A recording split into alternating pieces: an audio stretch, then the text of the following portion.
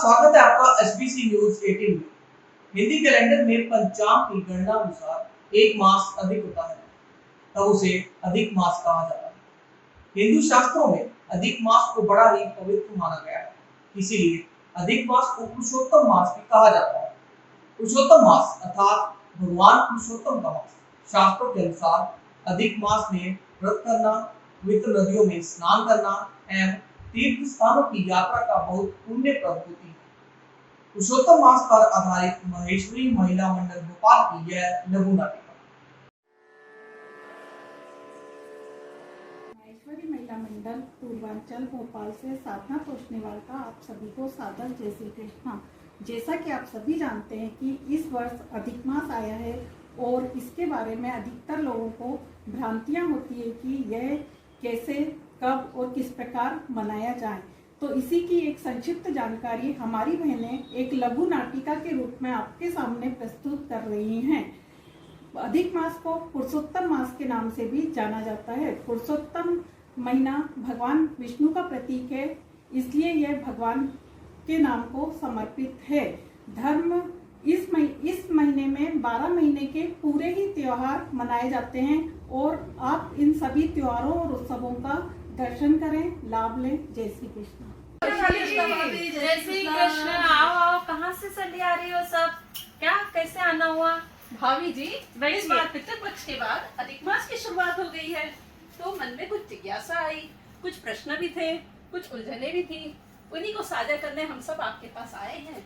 पुरुषोत्तम मास क्यों आता है, इसमें क्या क्या करना चाहिए, पुरुषोत्तम मास का महत्व क्या है, ये सब जानकारी साझा करने के लिए मैं आपके पास आई हूँ। अच्छा, मैं पढ़ ही रही थी, अब बताते हो आप लोगों को। अच्छा तो सुनो, देखो, हम सभी जानते हैं कि सूर्य और चंद्रमा के अनुसार दिन और रात में निर्भर करते हैं और हर माह सूर्य एक राशि से दूसरे राशि में परिवर्तन भी होता है। पर जिस समय वह किसी भी राशि में परिवर्तन नहीं होता है, जब समझो कि अधिक मास माना जाता है।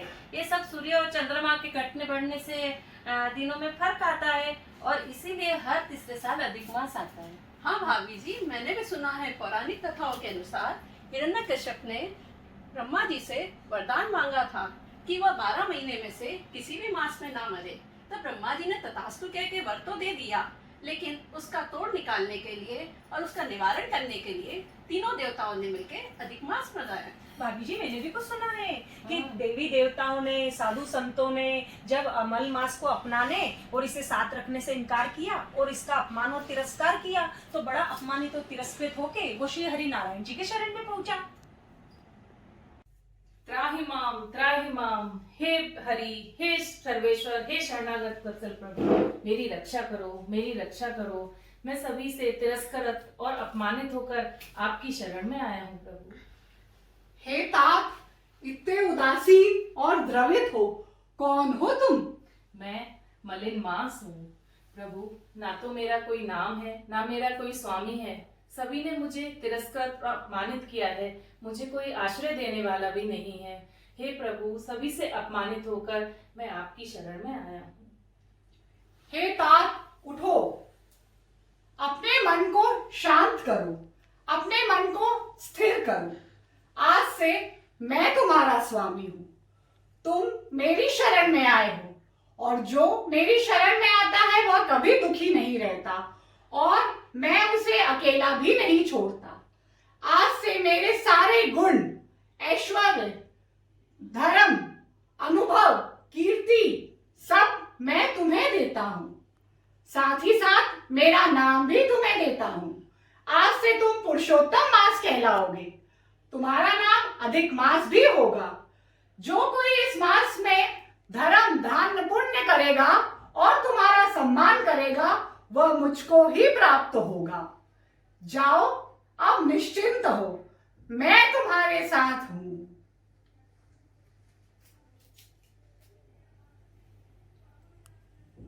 कैसे मल मास को श्री विष्णु ने अपनाया और कहते हैं इस मास में पूजा अर्चना, जप, ध्यान और अपनी सामर्थ्य के अनुसार दान तो अवश्य करना चाहिए। और इस मास में पता है हिंदू त्योहार, अपने पूरे साल के हिंदू त्योहारों का महोत्सव भी मनाया जाता है, जैसे दिवाली, राखी, होली, गोवर्धन पूजा आदि। और कहते हैं इस मास में बहती नदियों में, पवित्र बहती नदियों में स्नान करने से 12,000 वर्ष गंगा में स्नान करने जितना फल मिलता है। और पता है अधिक मास में कांसे के बर्तन में जालीदार मिठाई दी जाती है और उसमें केले के पत्ते पर रखकर लाल कपड़े में लपेटकर और कलावा बांधकर इसको संकल्प लिया जाता है। संकल्प देने के बाद फिर ब्राह्मण को देते हैं। जालीदार मिठाई जैसे जलेबी, इमरती, है ना? हाँ। अच्छा। हाँ, जलेबी, इमरती, अनारसा अनारसा इत्यादि दी जाती है। हाँ। इसके बाद फिर उसको ब्राह्मण को संकल्प करते हैं। संकल्प करने के बाद जरूरतमंद और ब्राह्मण को देने के बाद पुरुषोत्तम मास में जो फल मिलता है वो अक्षय होता है। वाह वाह। और बहनों पता है इस मास का इतना महत्व है कि श्रद्धा भक्ति, पूजा पाठ, दान पुण्य, श्री हरि विष्णु की आराधना जो भी करता है वह सभी धन धान्य सुख ऐश्वर्य को भोगकर गोलोक धाम पाता है। और इस मास की हर दिन की अलग अलग चीजें हैं जो मैं तुम्हें व्हाट्सएप कर दूंगी। ओहो, ओहो, इतना हाँ, तो यही हाँ। होते हैं। और मोक्षदायक भी है इस मास।